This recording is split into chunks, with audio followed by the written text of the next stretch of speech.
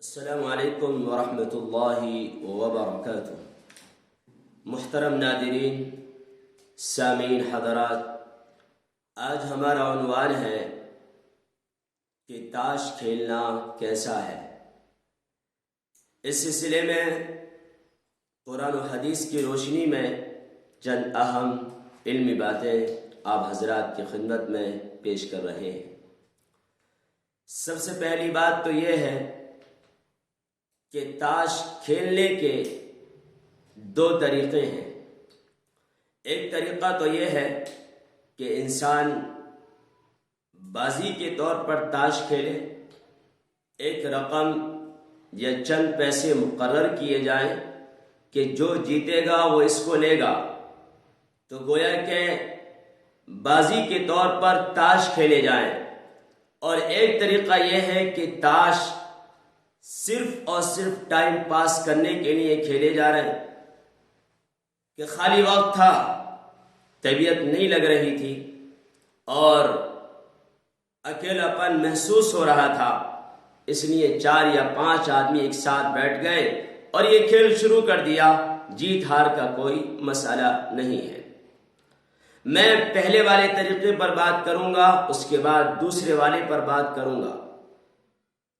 جہاں تک تعلق پہلے والے طریقے کا ہے کہ جو بازی کے طور پر کھیلے جائیں، جس میں ہار جیت ہو اور باقاعدہ پیسہ اور مال دیا جائے، اللہ تعالیٰ نے 7ویں پارے میں ارشاد فرمایا، اعوذ باللہ من الشیطان الرجیم، یا ایہا الذین آمنوا انما الخمر والمیسر والانصاب والازلام رجس من عمل الشیطان فاجتنبوه لعلکم تفلحون۔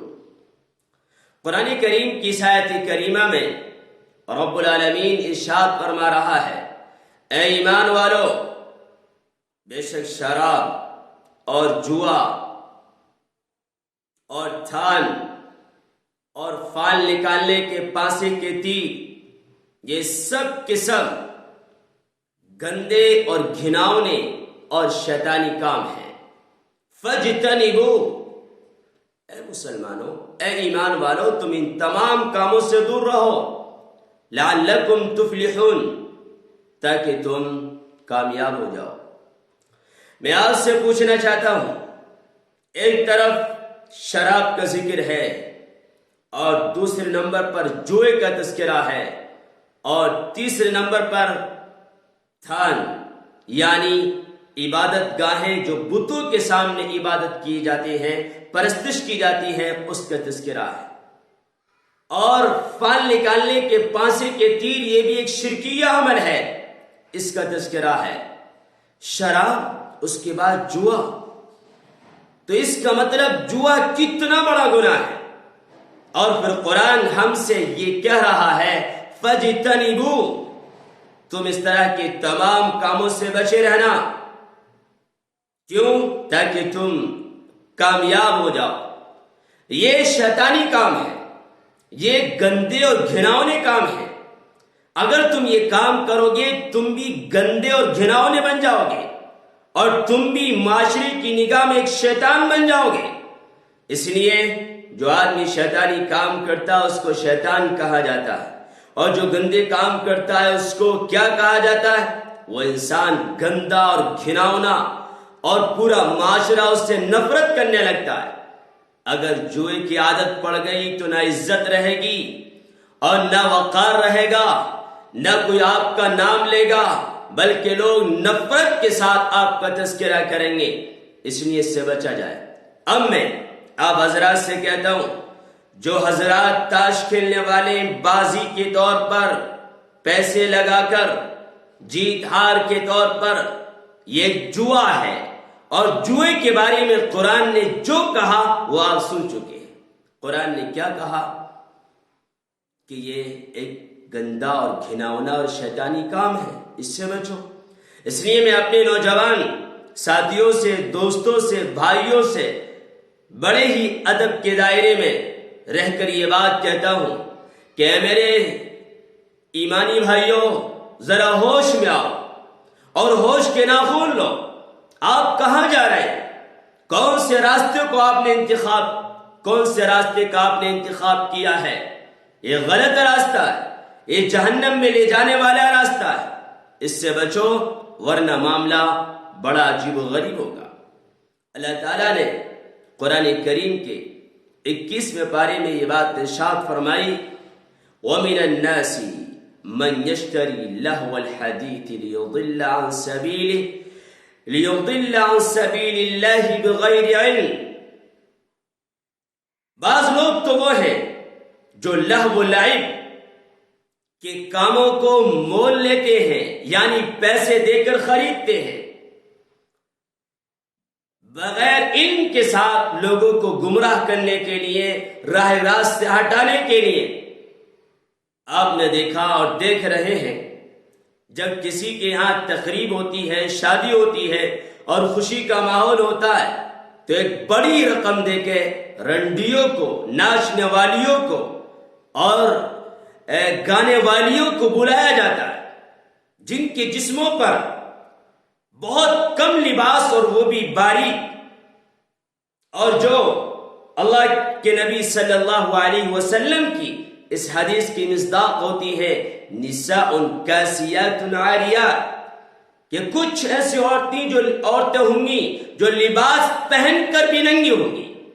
یہی حال آج کے زمانے کے رنڈیوں کا ہے، اور آج انہیں پیسہ دے کر بلایا جا رہا ہے، ان سے محبت کی جا رہی ہے، انہیں کھلایا جا رہا ہے، انہیں پلایا جا رہا ہے، رہنے کے لیے کمرے دیے جا رہے ہیں، ان کی عزت اور احترام کیا جا رہا ہے۔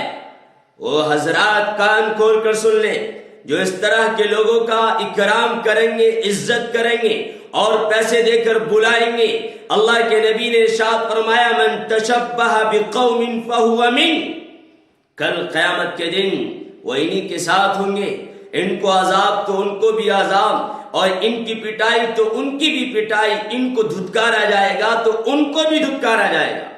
اس لیے وہ باز آ جائیں، ایسی حرکتیں نہ کریں، ورنہ معاملہ بڑا عجیب و غریب ہوگا۔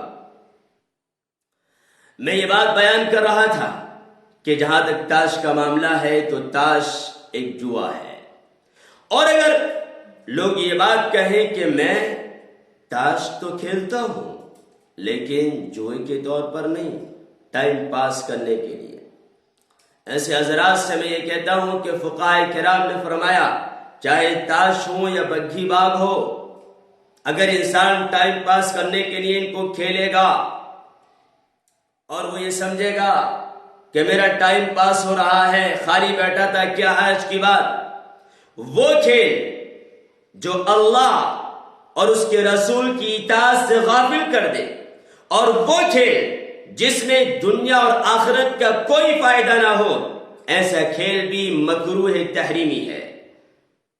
اب اگر کوئی انسان تاش کھیل رہا ہے اور وہ یہ سمجھتا ہے کہ میں بازی کے طور پر نہیں، میں خالی تھا ٹائم پاس کرنے کے لیے کھیل رہا ہوں، یا بگھی باغ کھیل رہا ہے، ایسے حضرات سن لیں کہ اس طرح کھیلنا بھی جائز نہیں، اس لیے کہ بگھی باغ میں یا تاشوں میں نہ دنیا کا فائدہ اور نہ آخرت کا فائدہ، اور مزید یہ کہ انسان جب کھیلنے لگتا ہے، چاہے اذان ہو، جماعت ہو جائے، نماز کا وقت چلا جائے، وہ چھوڑنے کا نام نہیں لیتا۔ ایسا کھیل جو تمہیں اللہ سے دور کر دے، ظاہر بات ہے وہ گناہ والا کھیل ہے۔ انسان کو اس طرح کے کھیلوں سے دور رہنا چاہیے، اور ہاں اگر وہ جوئے کے طور پر کھیل رہا ہے تو مسلم شریف کی روایت، نبی اکرم صلی اللہ علیہ وسلم نے ارشاد فرمایا، حدیث نمبر 2260، آپ نے فرمایا، من لعب بالنردش فکأنما صبغ یدہ فی لحم خنزیر ودم۔ اللہ کی پناہ، ذرا اندازہ لگائیے کہ جو آدمی کیرم بورڈ یعنی چوسر کہ کافی بڑا تختہ سا ہوتا ہے، چاروں طرف اس کی دیوار اور کونوں میں سوراخ ہوتے ہیں، اور گٹی پر انگلی ماری جاتی ہے، وہ سوراخ میں گر جاتی ہے، ان کا ایک ہوگا اپنا طریقہ، اور اسی میں ان کی ہار اور جیت ہوتی ہے۔ اللہ کے نبی نے فرمایا، کیرم بورڈ جو کھیلے گا یعنی چوسر، آپ نے فرمایا فَكَأَنَّمَا سَبَقَ يَدَهُ فِي لَحْمِ خِنزِيرٍ وَدَمٍ، وہ ایسا ہے جیسے کہ اس نے اپنا یہ ہاتھ خنزیر یعنی سور کے گوشت اور خون میں رنگ لیا ہے۔ آپ خنزیر کا نام لینے سے کتراتے ہیں، اور بعض لوگوں کا عقیدہ تو یہ ہے کہ خنزیر حرام ہے، اس کا نام اگر لے لیا گیا تو 40 دن تک نماز قبول نہیں ہوگی۔ حالانکہ ایسا معاملہ نہیں، آپ تو نام لینا پسند نہیں کرتے، لیکن کام وہ کر رہے ہیں اللہ کے یہاں لکھا جا رہا ہے کہ آپ خنزیر کے خون میں ہاتھ ڈبو رہے ہیں، یا اس کے گوشت میں اپنے ہاتھ کو سان رہے ہیں، ڈبو رہے ہیں۔ لعنت ہو 1000 بار ایسے کھیل پر، اس لیے کیرم بورڈ ہو، چوسر ہو، یا تاش ہو، یا بگی باغ ہو، اس طرح کے کھیلوں سے دور رہو جو اللہ کی نافرمانی اور رسول کی نافرمانی سکھاتے ہیں۔ یقیناً جو بھی آدمی اس طرح کے کھیل کھیلے گا فقد عصى اللہ ورسولہ، اس نے اللہ اور اس کے رسول کی نافرمانی کی، اور جس نے اللہ اور اس کے رسول کی نافرمانی کی اس کو عذاب دیا جائے گا، اور خطرناک عذاب دیا جائے گا۔ رہا مسئلہ چند کھیل ایسے ہیں جن کو اللہ کے نبی نے پسند فرمایا، ان میں سے ایک کھیل تھا گھڑ سواری، اور یہ روایت بھی موجود ہے ابن ماجہ شریف کی روایت، حدیث نمبر 2285۔ عقبہ بن عامر فرماتے ہیں کہ نبی اکرم صلی اللہ علیہ وسلم نے ارشاد فرمایا کل ما یلہ بہ المرء المسلم باطل، ہر وہ کھیل جو جس کے کھیلنے کی وجہ سے ایک مسلمان اپنے دینی احکام سے غافل ہو جائے وہ باطل ہے، چاہے وہ کوئی بھی کھیل ہو۔ اگر اس کھیل کی وجہ سے فرائض میں سستی ہو رہی ہے اور انسان دینی اعتبار سے پیچھے جا رہا ہے تو وہ کھیل باطل ہوگا، سوائے 3 کھیلوں کے۔ 3 کھیل ایسے ہیں جن کو ہمارے نبی نے پسند فرمایا۔ نمبر 1 رمی الا رمیہ بالقوس، اپنی کمان کے ذریعے، اپنی کمان یا تیروں کے ذریعے کیا کرنا، ان کو چھوڑنا، تیر اندازی سیکھنا، کمان کو سیکھنا ایک گراؤنڈ میں، میدان میں۔ اس عمل کو اللہ کے نبی نے پسند فرمایا، اور یہ اچھا عمل ہے، انسان کو سیکھنا چاہیے۔ اور دوسری چیز فرمائی وَتَأْدِيبَهُ فَرَسَهُ، اپنے گھوڑے کو سکھانا۔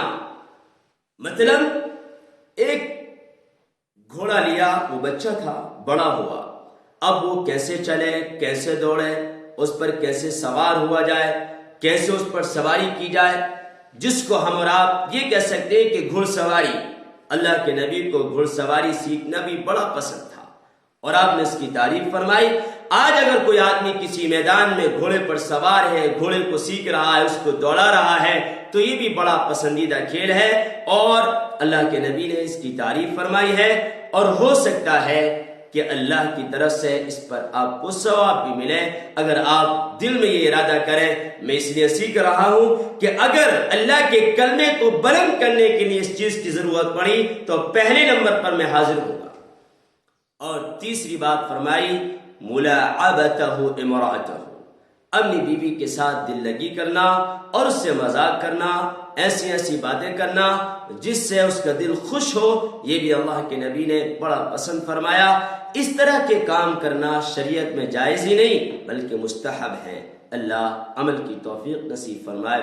والسلام علیکم ورحمۃ اللہ وبرکاتہ۔